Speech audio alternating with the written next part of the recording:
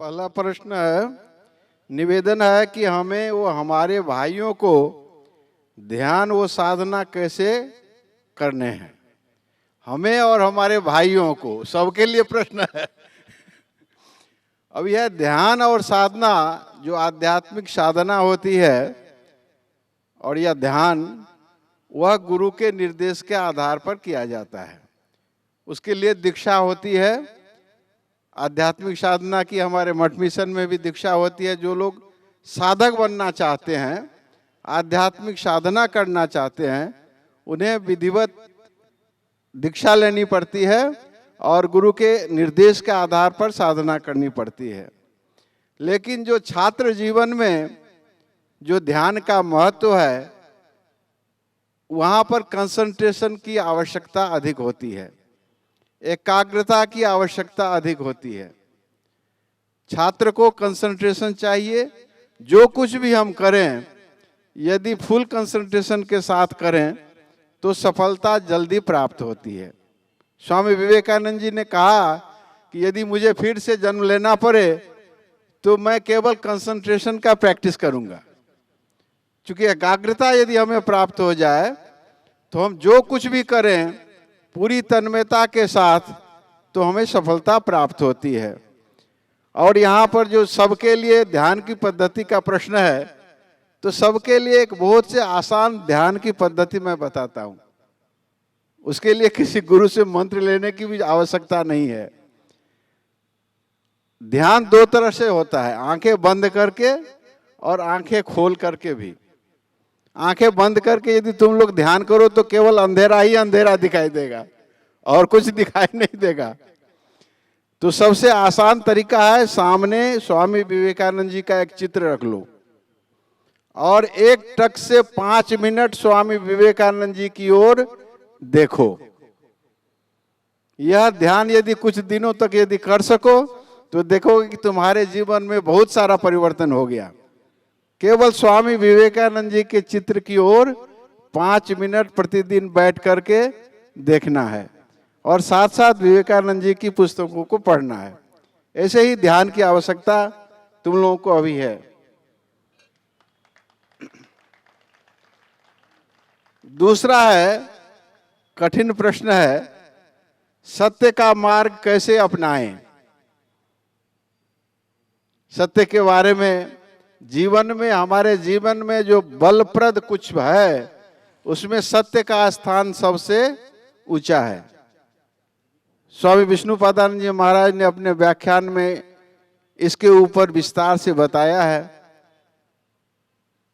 कि सत्य को यदि हम पकड़े रहें तभी हमारे समाज की उन्नति हो सकती है, और सत्य को यदि जो समाज छोड़ देता है उसका नाश हो जाता है। सत्यमेव जयते। हमारा जो राष्ट्रीय ध्वज है, वो राष्ट्रीय ध्वज में 3 कलर है, केसरिया, उजला और हरा। तीनों रंग का क्या अर्थ है? केसरिया बल भरने वाला, सादा है सच्चाई। हरा रंग है हरी हमारी, धरती की अंगराई।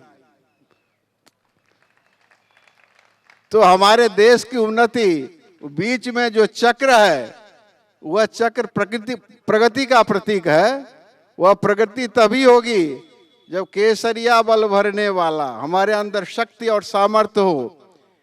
सादा है सच्चाई, हर भारतवासी के नागरिक के अंदर सच्चाई हो, सत्यता हो, ट्रूथफुलनेस हो, ईमानदारी हो, तभी भारत की प्रगति संभव है।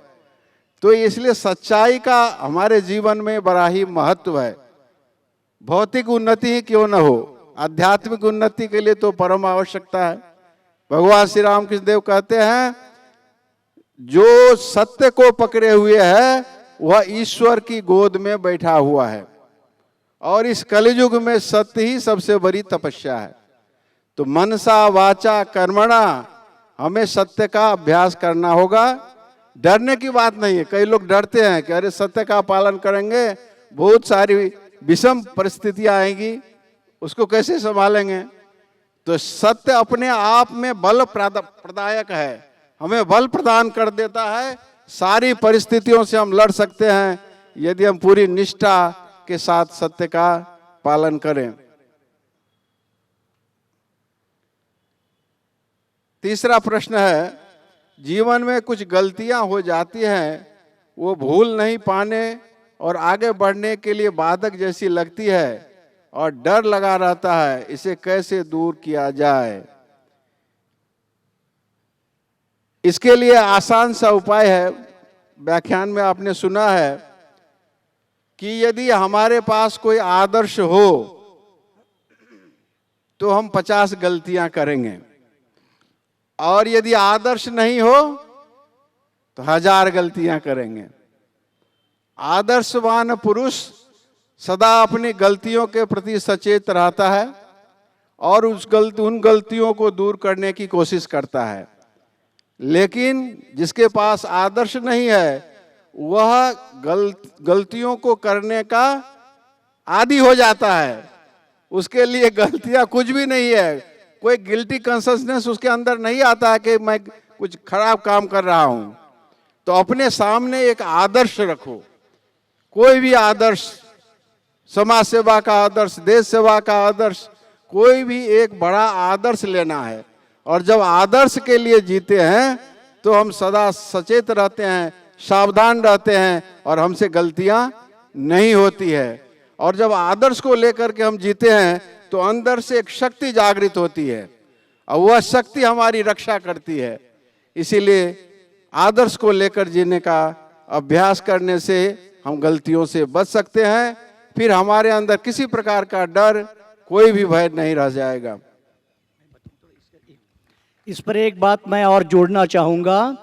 अगर गलती हुई है, उस गलती के बारे में किसी से कुछ मत कहना, किसी से भी नहीं, केवल अपने आप से।